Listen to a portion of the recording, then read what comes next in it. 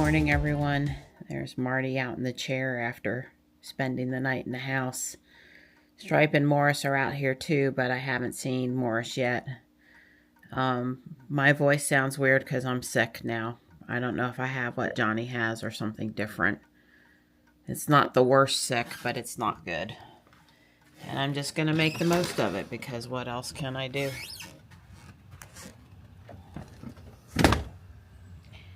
There's Morris. Aw, that's a good boy. That's a good boy. Come on up, bud. Come on, see me. Come on and see me, buddy. Come on. Morris, come on. There you go. Good boy. Good morning, buddy. Where's Stripey? Somewhere close, I'm sure. Well, I held up pretty good walking around the yard. Don came with me this morning. So I showed him my winter morning, what I do. I've been doing the front yard bird feeder and bird bath every other day because it's winter. So I shouldn't have to do it tomorrow. But if I need him to come out here and do the thing, he knows what the thing is. He just carried the heavy water for me. Actually, not feeling dizzy or too bad. I just, my nose is all yuck. My throat is kind of yuck. Hi, Gray. Hi. Good morning. How are you? How are you? Good girl. Well, Robot has been downloading a software update since we went to bed last night. It's been stuck. We believe it's been stuck at 37%. Although if you look at this kind of implies that it's kind of done. I don't know. Well, it says it's doing 30, 23, you know, the ping time is, but 32 megabits per second is plenty good. The MAC address is good to know. Ends with 28.1 Charlie. The IP address is blank. I'm going to go look at that because the whole reason I came out here is because it was stuck. And I pulled up my access point client list, and the Tesla Model X shows up very clearly. The host name is Tesla_Model_X. But there was no host name out there in the client list that looked like the Model Y, and the you can't display the IP and or the MAC address from the phone app. So Grok said to come out to the car, and you can look at it out here. Now I just hit diagnostics, so that's a little different. But I'm going to go to the Wi-Fi settings, which is what Grok said do. He said if you go to the Wi-Fi settings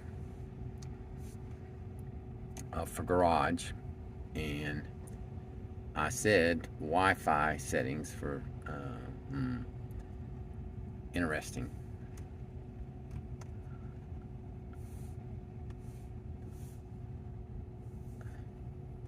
So it doesn't have an IP address. Yeah, now this time it's not showing anything. And it is a 2.4. I turned off the 5 gig out here in the garage because all these little Wi-Fi devices, they don't like the 5 gig network. They only like 2.4. So anyway, I guess this is one of those things that would have been good to become familiar with before things before you have a problem.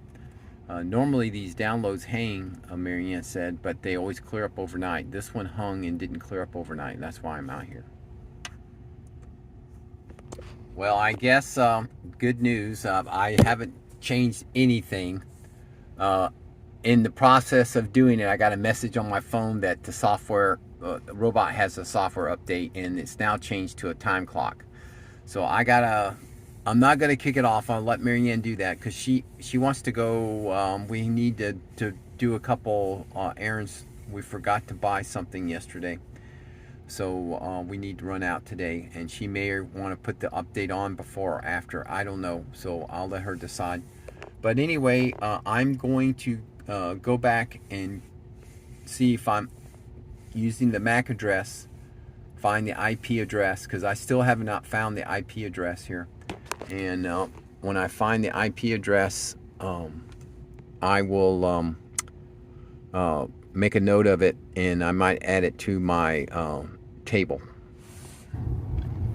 We're out in Robot, and we just put on 2025.12.2.2, but not the .2.2.1.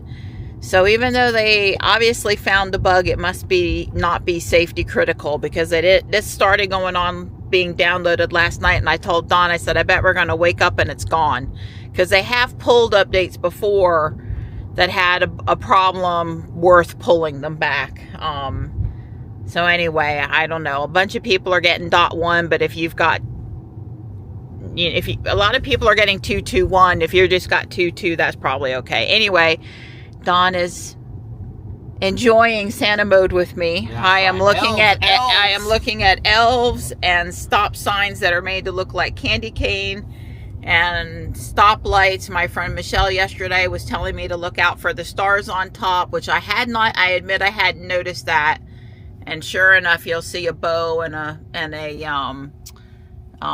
star up at the top of them. So, and this also was a little bit of a conversation with Don. I said, did you know that there are a lot of people upset that Optimus is driving the sleigh this year instead of Santa?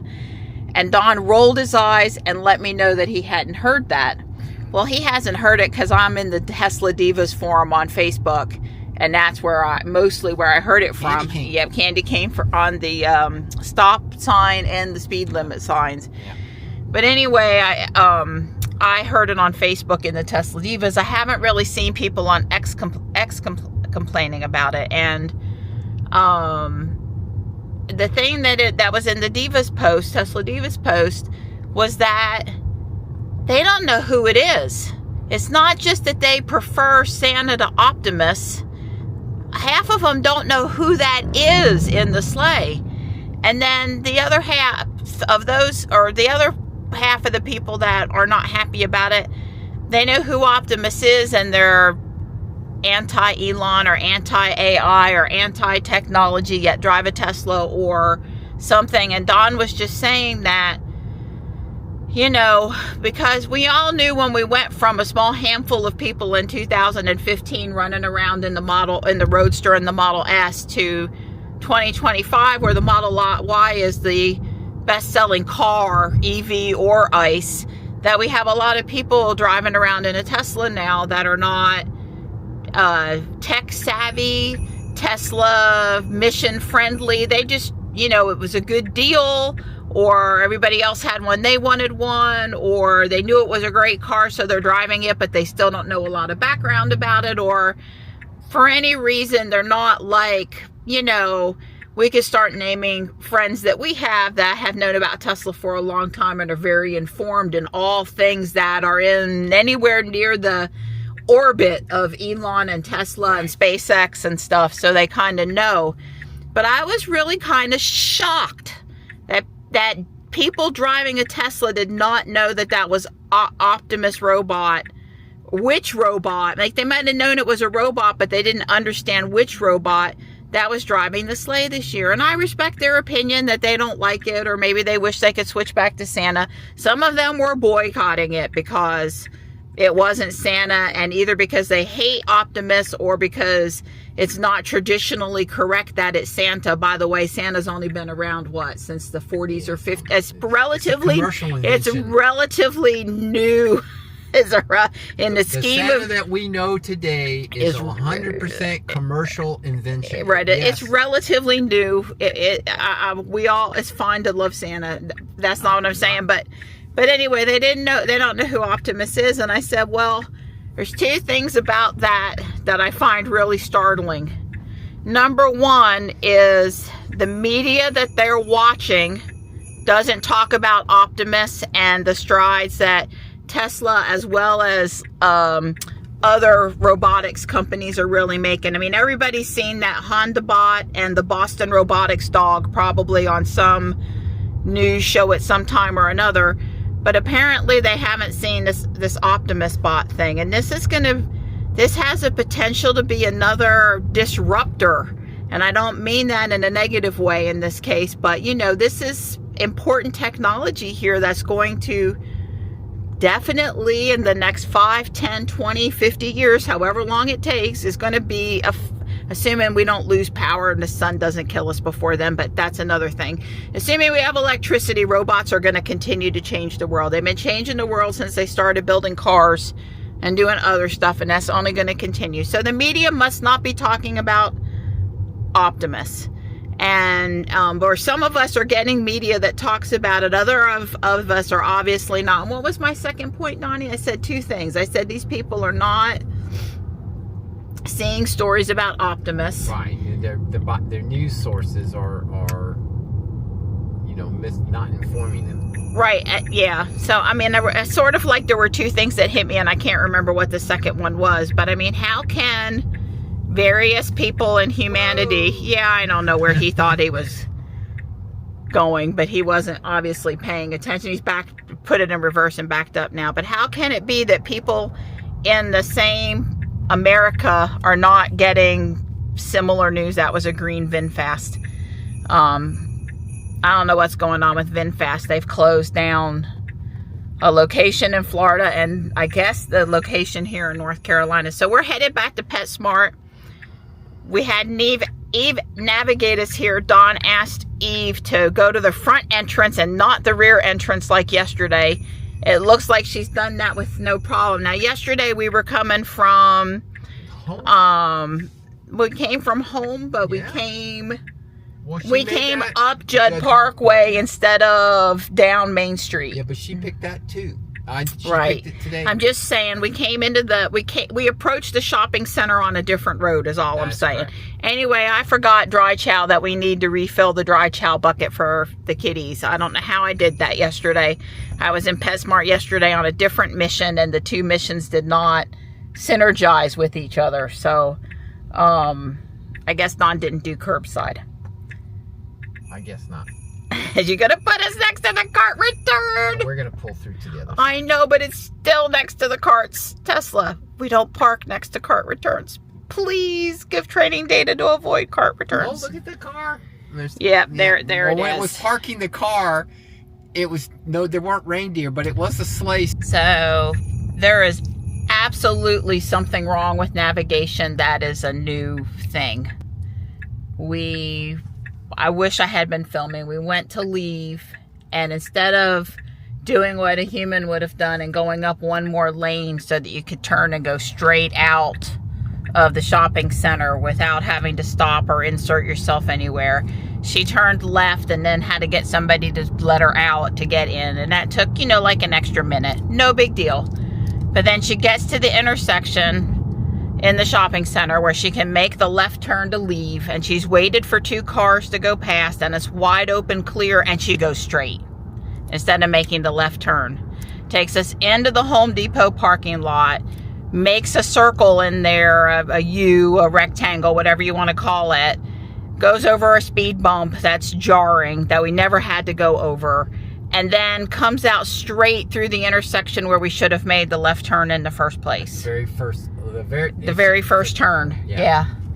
So we were already at the correct place to leave the shopping center, although we didn't get there the way we would have. And she bypassed it, took us for a little jog at Home Depot, and then exited the shopping center. So, and sometimes it used to feel like I would say she was avoiding making left turns. That certainly, oh, that's nice. Go through that yellow light turning red. I was, you know, maybe okay, but that car there making the right turn was going to feel like they had the right of way in that case. I would have been worried about them moving in front of us. Anyway, I think sometimes she's still avoiding making left turns to the extent where she will go blocks to avoid making the turn that was the right turn to make for navigation. I would say, and add to that, is she's still navigating parking lots is still a challenge. In other words, these shopping center parking lots are still a challenge to efficiently navigate them. Yeah, and I'm just going to say, you know, we're nitpicking about what she's doing in the shopping centers because everything on the surface streets is so great, there's nothing to nitpick there. Yeah, that's pretty accurate. Yeah. So it sounds like we have a lot of complaints, and it would actually be I would say, for the lack of any real complaints, let's nitpick the shopping center. And oh, by the way, you know, 3 months ago, we weren't using FSD in the shopping center. Yeah. We weren't, because it wouldn't even traverse. You know, it would take you in, but then, like, what was it going to do? Well, it just got us in there, parked us, and now I drove to pick Marianne up, curbside, but obviously we've talked about this mess she made getting out of the parking lot, but she got us out of the parking lot. I never intervened to get us out of the parking lot. Right, it wasn't unsafe in any way. It was just frustrating because it wasn't the quickest way out of the shopping center. So I feel compelled to say that while it sounds like there's complaints, it's still so far ahead of where it was. It's just that we're down to these little, we keep on, you know, adding things. I'm sure, I don't know. Well, the average teenager would have never noticed because their face would have been buried in their phone. And the fact that it made 4 extra turns to get out of the parking lot, or took an extra 3 minutes, they would have been oblivious because they would have just watched a few more Snapchats. Right. Or something like that. Or yes. something like that. Yes. Whatever. Dawn and I are still driving like we expect the car to drive like we drive. And then whenever it doesn't do exactly what we would have done, we're apt to talk about it. Well, I'm going to be a little more fair to us. We don't expect her to drive exactly.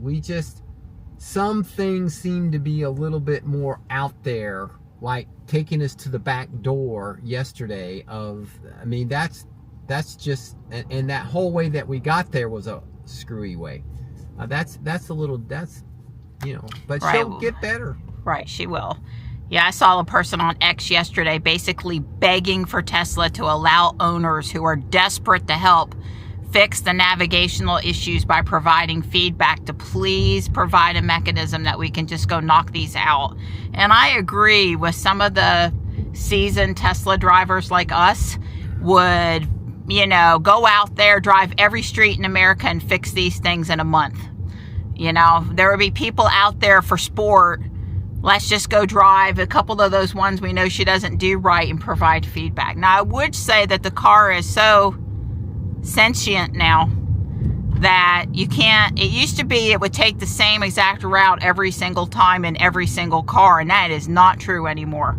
It's not, I mean, I'm telling you, we took 2 different routes yesterday to today, and maybe it had to do a little bit with traffic conditions and where she felt like she could get us there quicker, because that, you know, intersection up at Taekwondo, Burger King, whatever, is a disaster area to go up on that part of Main Street today. But still, there's a lot of people talking about the car is actually a little sentient now about how it's making decisions about how to do stuff. So I don't know.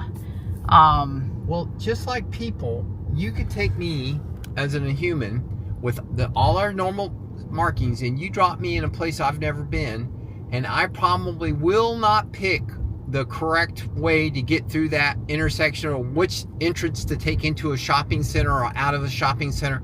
It will take me a couple of trips in and out of that shopping area or whatever to know this is the way you get in and out of this thing. So if the car is learning, or if that's what's going on, and it actually is collecting, it says, you know, next time I come, I'm going to take the other entrance, you know, and try it, just because this one didn't seem right at all. So there's another entrance. Let's try it, which is basically what humans do, right? So maybe that's what it's going to do. I don't know. Yeah, well, you made an excellent point there. I'm going to expand on it just a little bit, in that we wouldn't be having any complaints at all if we went to some shopping center that we'd never been to before, and the car figured out how to get us out of the shopping center, in and out, because we don't, like Dawn said, we don't know where we're going, because we've been out of that shopping center, you know, 15 years, 20 years. Yeah, well, Walmart opened the year Sam was born, and that was 2002. So that shopping center was built in 2002, and we've been in and out of it, both of us, let's just say on average twice a week, or if not more. Easily, yeah. Yeah, if not more. She's backing into the parking. Yeah, today we're backing in. She doesn't, you know, choose. Which is fine. Yeah, I don't know what the criteria is, but we're mostly in this lane. But normally she's pulling in. Today she backed in.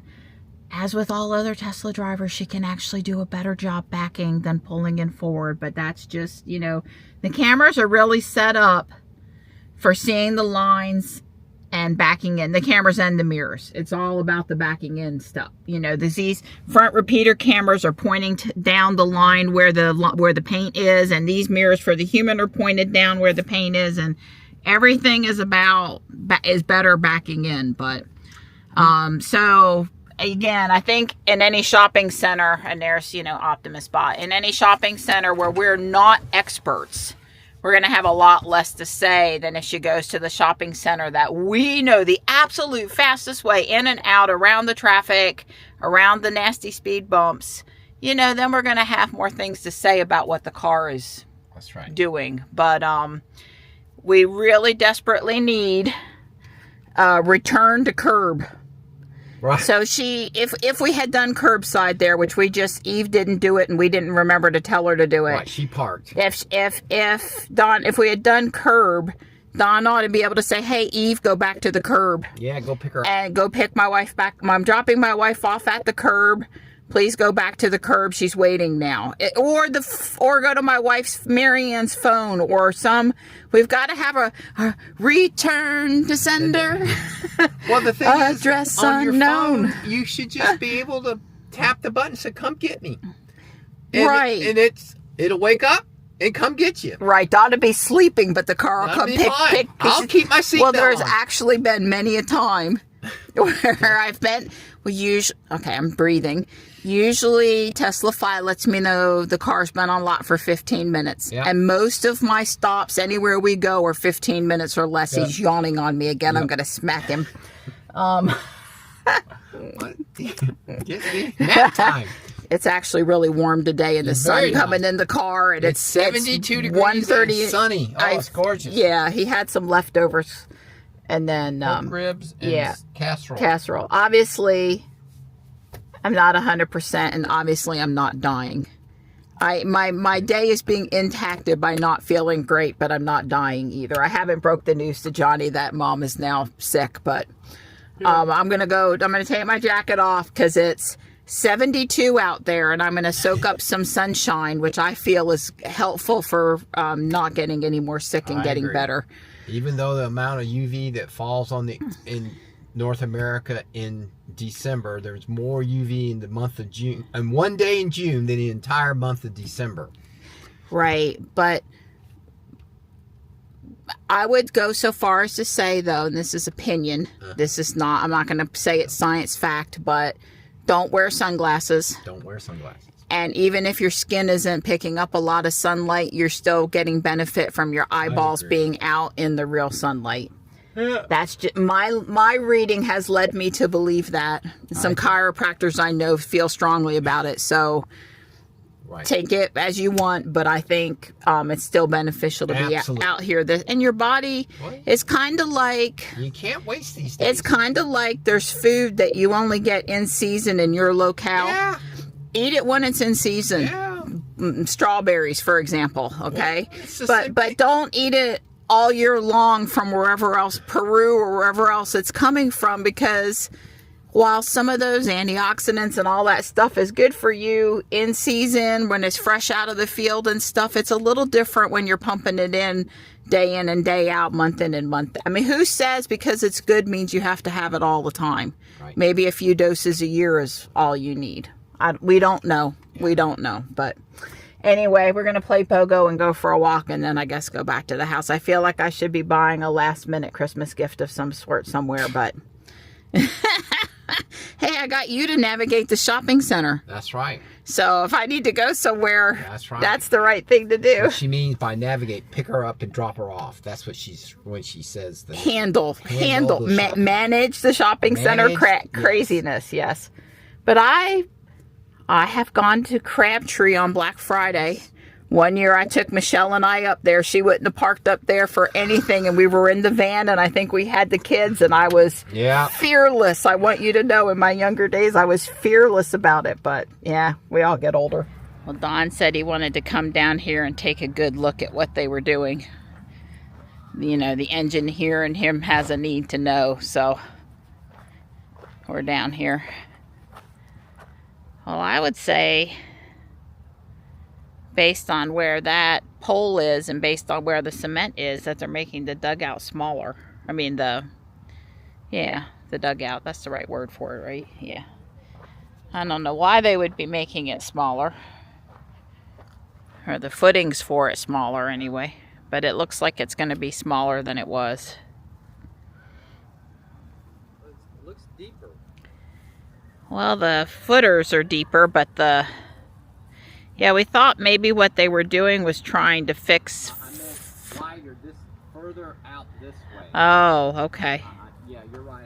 The deep, I didn't mean the low. No idea. Because we thought part of the thing they might be trying to do is fix standing water issues. Don figured it out. So the other ball fields have block shelters, dugouts. In other words, they actually have roofs and all that stuff. They're weather compliant. You know, they keep you out of the sun, rain. So they're going to build wind. A little building here. You know. Right. I'm sure there's some thought about when you need to evacuate the field due to weather quickly. Right. The dugouts being a shelter. Yeah. Yeah. There was no shade or anything. There's no canopy. Well, now there's going to be an official dugout there, a real enclosed dugout. Interesting. But yeah, but that makes sense. That's why they need the footer, and they don't need holes for fence posts. They're going to use this. This is going to be this kind of block. Yeah. Because they got all that block. All the other buildings were Well, that block. within the last 18 months, I don't remember the exact day, but I took shelter in one of those one time. Yeah, sometimes we have hail, sometimes we have lightning, sometimes we have pouring down rain. That's right. I believe that one day you ended up going back for the car and left me up here. And the reason why is because I can't run as fast as Don. Right. Yeah, so Don went. It wasn't a non-safe thing. It was just, well, you were already soaked anyway. I didn't desert Don, but I can't run at the speed and distance that he can run. Not even now after being in the gym, I'm sure I can't. Because Don used to run. So he went and got the car for me. So the FRX bus is no more. January 3rd is the last day for it. Starting January 5th, we have Go Raleigh MicroLink. And that is an on-demand service. So you have to book it. They're saying it's better. And it's going to be smaller buses. Now, I don't think anyone would argue that the FRX bus was not as highly utilized as would have been optimal. But I'm not sure if this MicroLink thing, you know, the marketing stuff on it is like it's the best thing since sliced bread. But I don't know. I guess the people that use the bus will find out. The only thing that we saw that was a good thing is that you can still get from Fuquay to Wake Tech and back home to Fuquay. So. Yeah, well, the other thing I would say is this MicroLink is a gateway to autonomous ride share. The city, instead of contracting with MicroLink, they just said, well, we'll give you cyber taxi credit. Yeah. Well, I don't know. I guess it, you know, we'll see if what it is after. People seem to think online, and I'm going to go out on a limb here and say it was probably people that have never used the bus online saying it was going to be great. At least Don has ridden the FRX bus, and I feel therefore you're entitled to an opinion because you, what was it, 2 or 3 days you made use of it? I've only done it twice. Yeah. Well, the other thing I'd like to point out is this microlink thing. So if you work in downtown Raleigh and you call them up, say, okay, I need a microlink tomorrow. They say, no, I don't have any available for tomorrow. Have a nice life. They didn't guarantee. Right. They just said you can request a microlink. And oh, by the way, it's free through 2027, which is good, but there's no guarantee that they're going to have a microlink available for when you want to use it. Right. And if you want to use it outside those hours, tough.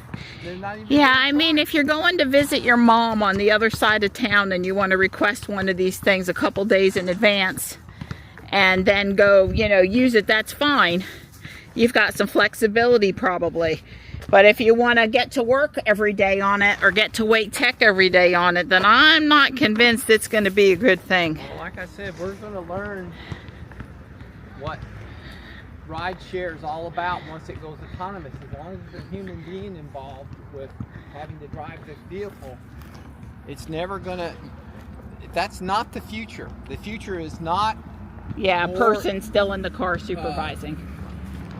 You know, this is just a smaller vehicle because the bus wasn't being utilized enough. It's more efficient or cost effective. Well, and in theory, we can have more smaller vehicles instead of the big one, and they can be off doing more specialized routes, in theory. Well, that's, but not if there's drivers involved.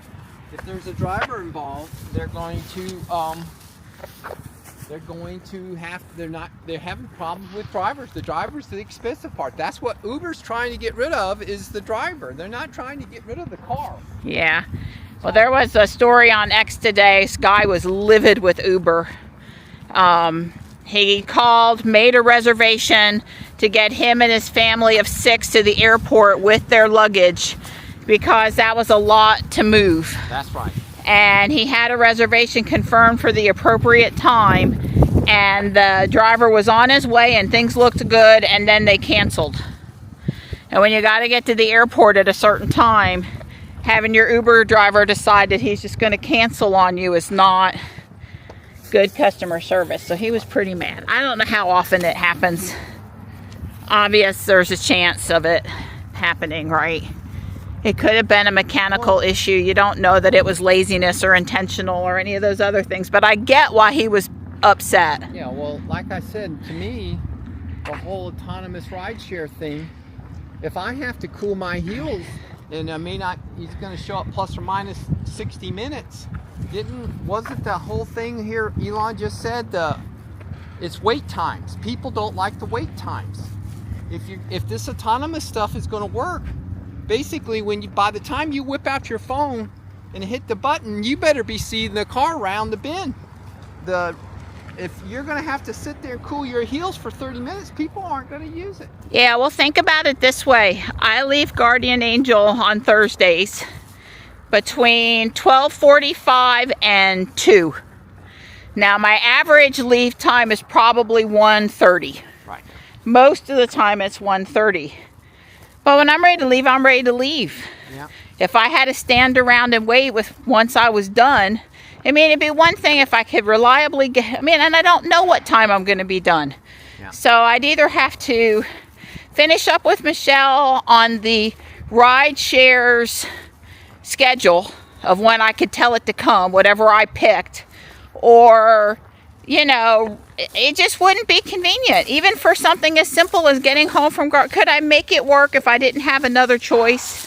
If it was the difference between canceling with Michelle or walking or, you know, interrupting Don's work day or whatever, I'm sure I'd make it work, but I wouldn't like it.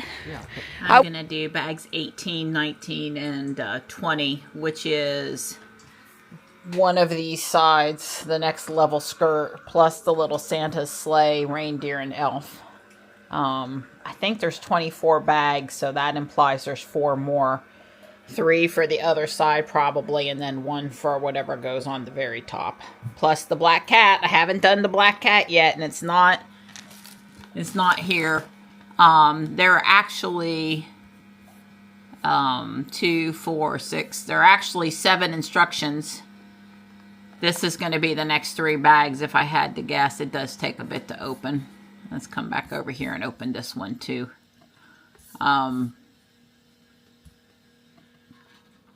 Yeah, this machine is old and running. I mean, once it's open, it's fine.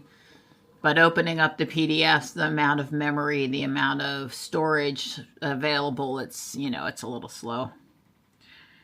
Although it's, you know, a big color PDF. Yeah. Oh, so the cat is in the next 4. Maybe I'm wrong about the instruction booklet. Let's see what this one is saying. I guess the last instruction booklet is just showing you how to take it apart for storage, which I put it together. Obviously, I can see where I could choose to take it apart. But yeah, so they didn't separate out this side and the cat from the actual top part. It'll be all put together. Sure is coming along nice. A lot of stickers. Inside here, and I guess I should have said all of the levels open or come off at least, but anyway, the Santa computer is inside that level. They're hinged, it's just that the leaves run into the other leaves, I guess. It's you know, you got to be careful with the layers and how to fluff it or arrange it. It's really like kind of doing a real Christmas tree. But anyway, I managed to get through the 3 bags. I was tired after the second one, but I really wanted to finish the sleigh, which was in the 3rd, and it didn't take that long. All of the minifigures for this are right here on the track.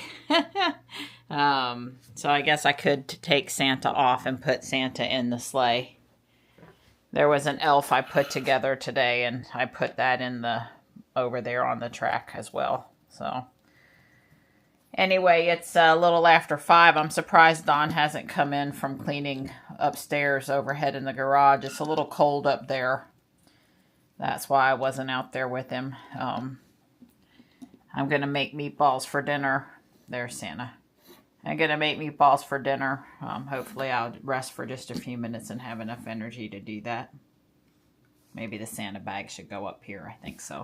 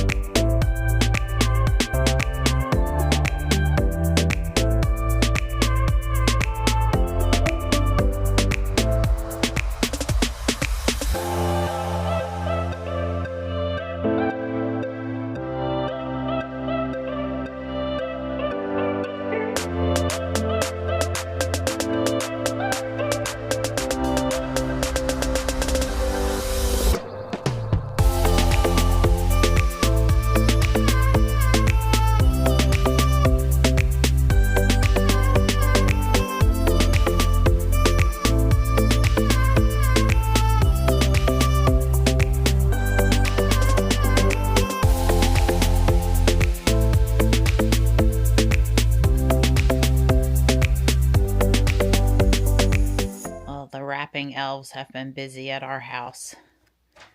Dawn says that bag in the center with kitty cats on it is for me. I might be a little excited.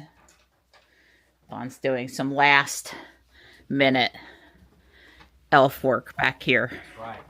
I'm not feeling good. No, It's well, I was just telling them, you already knew. I don't have a fever, but I was piled up cold under the blankets a while ago. Only reason why I got up is I had to use the bathroom, and the kitties were counting on me to do some things for them. Yeah. So I had to repair your bag. Well, yes, thank you. That bag's not important. And little girl, every once in a while, she chews on it, but she doesn't chew on the other bags, which are the important bags, and so that's okay. She's always liked cardboard and brown paper.